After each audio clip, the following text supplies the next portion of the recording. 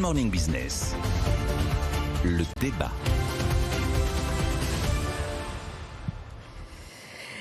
Nicolas Do, Jean-Marc Daniel, je rappelle les épisodes précédents. Patrick Martin a dit si vous augmentez les impôts, ça va être terrible pour les investissements futurs. Elisabeth Borne a répondu j'augmenterai pas les impôts, mais pour la CVAE, en tout cas, ça sera échelonné, même si j'essaierai d'aller le plus vite possible. Est-ce que vous avez été convaincus l'un et l'autre par la Première ministre hier sur la question des impôts? Alors, moi, je vais vous dire, j'ai convaincu, je suis Nicolas. pas membre du MEDEF, donc à la limite, ma conviction compte assez peu. Non, j'ai été surpris. J'ai été surpris parce qu'Elisabeth Borne, elle a ouvert des fronts. Elle a ouvert des fronts, et alors, sur la CVAE, il n'y a pas de surprise, on le savait. 4 milliards supprimés, non pas en une année, mais en l'espace de 4 ans. Honnêtement, j'appelle pas ça une remise en cause de la politique de l'offre. Ça ne s'appelle pas des hausses d'impôts. Ça s'appelle un aménagement d'une promesse présidentielle dans la mesure où le contexte budgétaire fait qu'on peut difficilement faire autrement et qu'il y a la crainte de Bruxelles et la crainte des agences de notation. Ce qui m'a frappé, c'est qu'elle a ouvert des fronts. Elle a commencé à évoquer les cagnottes futures de l'UNEDIC en considérant finalement que c'était de l'argent qui serait disponible pour la politique publique face à un MEDEF qui dit mais attendez, si l'UNEDIC est moins en déficit, voire en excédent, c'est parce que les entreprises créent des emplois. Donc ces excédents doivent revenir aux entreprises sous forme de baisse de cotisations. Elle répond oui, c'est parce que j'ai fait une bonne politique. Et donc, voilà. Et 12 milliards, et donc je veux aussi les dividendes. Ah bah, on verra la cagnotte à terme. En tout cas, on va passer du rouge au vert, c'est certain. Et donc la Première ministre considère que c'est le résultat de la réforme de l'assurance chômage, ce qui n'est pas complètement fou. En fait, les deux éléments sont valables. Mais venir ici pour renouer la confiance avec le patronat en leur faisant un peu le coup de la cagnotte, qui est quand même un bon vieux réflexe français, j'ai été un peu surpris de cette position-là. Et puis alors, elle a finalement ouvert un nouveau front sans aller au bout de l'histoire. Elle explique qu'il y a un problème de salaire. Elle explique qu'il y a un problème de salaire et que donc, notamment dans pas mal d'entreprises, il faut monter les salaires. Parce qu'on a un système d'allègement de cotisation passé à un SMIC, à 1,6, il y a un palier, à 2,5, il y a un palier, qui fabrique une trappe à bas salaire. C'est pas une nouveauté.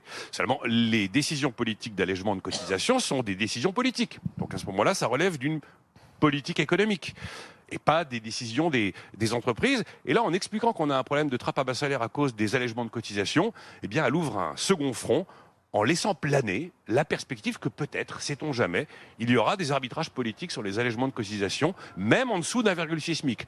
Et là, je reconnais que la position de la CPME qui a été exprimée il y a 48 heures s'entend en disant, mais attendez, si vous touchez aux allègements de cotisation en dessous d'1,6 SMIC, vous remettez en cause tout l'équilibre du système. Oui, donc, incertitude sur les allègements de cotisation. Nicolas, vous voyez le verre à moitié vide. Moi, je l'ai vu à moitié plein parce qu'elle nous a dit aussi qu'elle était prête à corriger les seuils à la hausse, c'est-à-dire à permettre effectivement qu'on ne fiche pas des situations sur toute une carrière sur des bas salaires. Oui, enfin, quand vous remettez en cause l'agenda de la baisse de la CVAE, ça veut dire que vous n'avez pas les moyens de vous permettre de réviser vos seuils et finalement de remettre davantage d'argent public. Et c'est vrai qu'en termes de politique d'allègement de cotisation, on est quand même arrivé au taquet. Je vous rappelle qu'à un SMIC, il n'y a plus aucune cotisation patronale, excepté la politique d'accident du travail et de maladie professionnelle. Donc ce qui m'a surpris plus que convaincu, c'est le fait de venir ici pour ouvrir finalement des fronts face au patronat. Jean-Marc.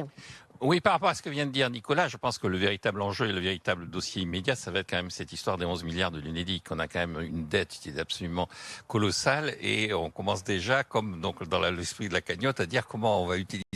Heureusement, Patrick Martin a dit la première chose, avant même l'idée de baisser les cotisations, c'est peut-être de rembourser la dette. Je pense que c'est là la voie de la sagesse. Alors, à part ça, bon, sur la forme, elle a conclu avec 3 messages, donc je ne peux être que favorable à cette forme. 3 remarques, 3 messages.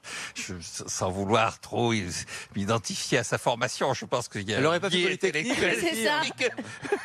Quand on a fait une école scientifique à caractère militaire... On parle en 3 points.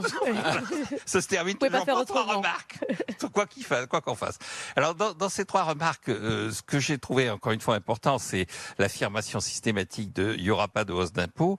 Ce que j'ai trouvé important, c'est cet appel à l'unité aussi. Elle dit le pays quand même a besoin d'unité. On sort de l'histoire de la réforme des retraites. C'était un peu en arrière-plan de son discours, mais quand même, on a eu une année sociale assez agitée. Et donc, il y a l'espoir et la conviction qu'on peut avoir une année sociale beaucoup moins agitée et beaucoup plus calme et sereine autour de réformes. Alors après, quand elle fait un bilan de la politique depuis 2017 en termes de croissance, bon, évidemment, il y a de la croissance, mais vu la situation de la dette, ce serait quand même triste de ne pas avoir un peu de croissance avec un endettement pareil. Elle ne dit pas que cet endettement, en plus, est de plus en plus tourné vers l'extérieur. supérieur.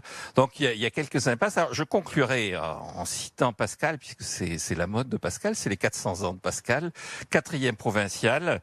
Il est devant un jésuite et il dit « Étonné d'un tel discours, je me tournai vers mon père jésuite et je connus bien à sa façon qu'il ne croyait pas un traître mot de ses propos. » Mais mon père, ce que vous dites fut bien véritable. J'aimerais que ce soit vraiment le cas et que vous annonciez de bonnes preuves.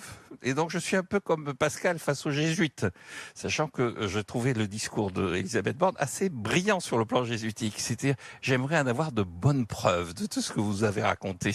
C'est un peu comme saint Thomas aussi, hein. Oui, absolument.